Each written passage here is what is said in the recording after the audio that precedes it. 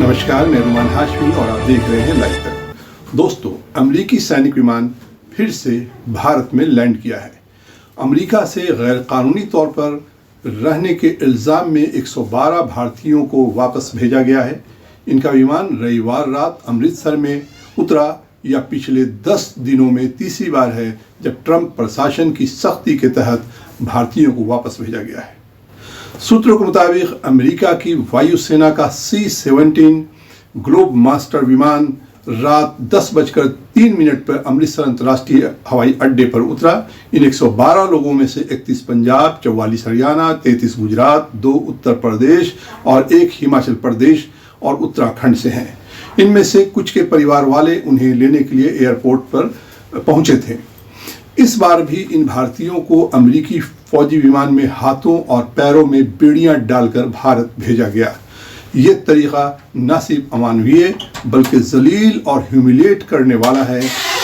हैरानी की बात यह है कि प्रधानमंत्री ने अमेरिकी राष्ट्रपति डोनाल्ड ट्रंप के साथ अपनी मुलाकात के दौरान इस मुद्दे को क्यों नहीं उठाया।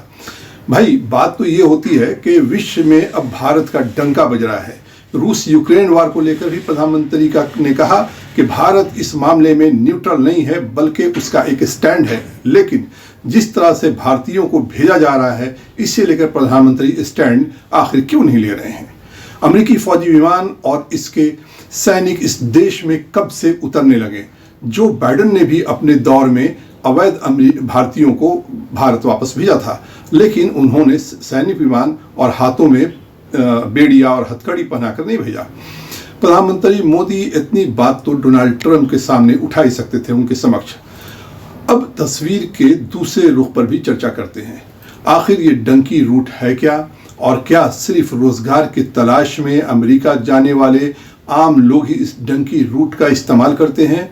डंकी रूट एक खतरनाक सफर है। डंकी रूट्स यानी गैर कानूनी तरीके से दूसरे देशों में प्रवेश करने का रास्ता।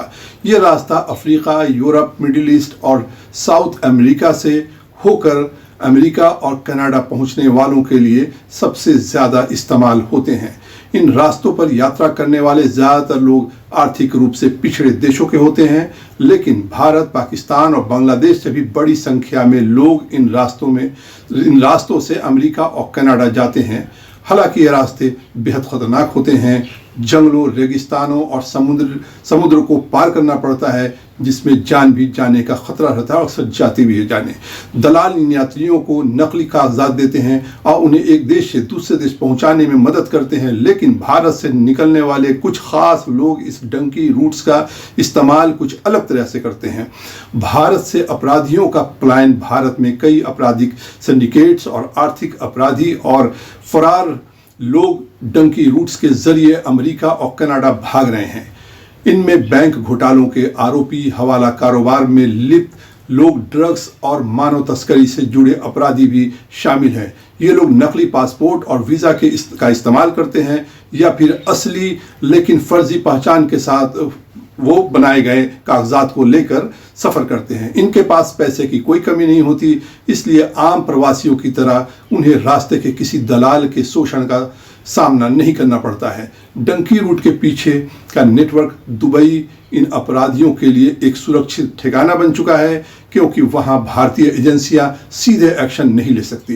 कुछ दिन वहां रहने के बाद अपराधी दक्षिण अमेरिका के देशों जैसे इक्वाडोर, पनामा, कोलंबिया या मेक्सिको पहुंचते हैं और वहां से अमेरिका और कनाडा की सरहद तक पहुंच जाते हैं।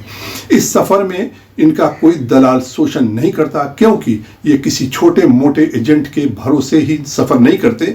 इनके पास मजबूत संपर्क और पैसा होता है, जिससे इन्हें सुरक्षित पासिंग मिलती है। स्थानीय दलाल और माफिया इनसे डरते हैं, क्योंकि ये बड़े आपराधिक नेटवर्क से जुड़े होते हैं। इन अपराधियों को फर्जी दस्तावेज मुहैया कराने का काम सिर्फ छोटे दलाल नहीं करते, बल्कि यह एक संगठित अपराध है जिसमें बड़े दस्तावेजी गिरोह जो है वो शामिल हैं।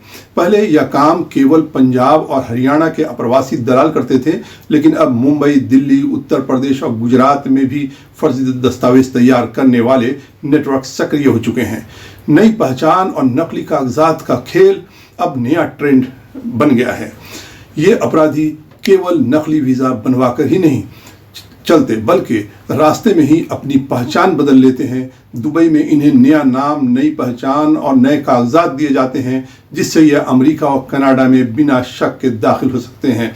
ये लोग पहले से तयशुदा प्लान के तहत चलते हैं और हर पड़ाव पर इनकी मदद करने वाले लोग मौजूद होते हैं। अंतर्राष्ट्रीय एजेंसियों की चिंता यह है कि भारत सरकार और सुरक्षा एजेंसियों को इन गतिविधियों की जानकारी है, लेकिन अंतर्राष्ट्रीय कानूनों और कूटनीतिक दायरों में बंधे होने की वजह से वे सीधे एक्शन नहीं ले सकते हैं।